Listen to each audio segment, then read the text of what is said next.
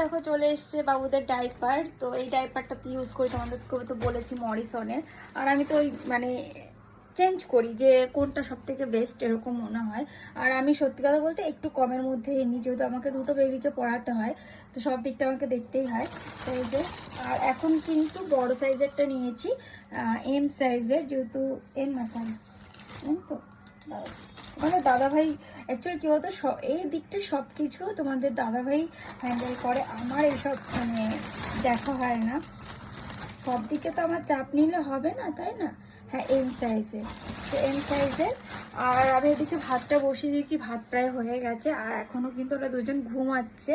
আর জানো তো এখন কি হয়েছে, আগে শুনতাম যে বাচ্চারা যত ঘুমায় দিনের বেলা বা বিকেলবেলা রাত্রেবেলা জাগে, ঠিক এখন সেটা হচ্ছে। ছোট্টবেলায় ওরা কিন্তু আমাকে একটুও জ্বালায়নি, কষ্টও দেয়নি, কিন্তু এখন যত বড় হচ্ছে তত রাত জাগছে।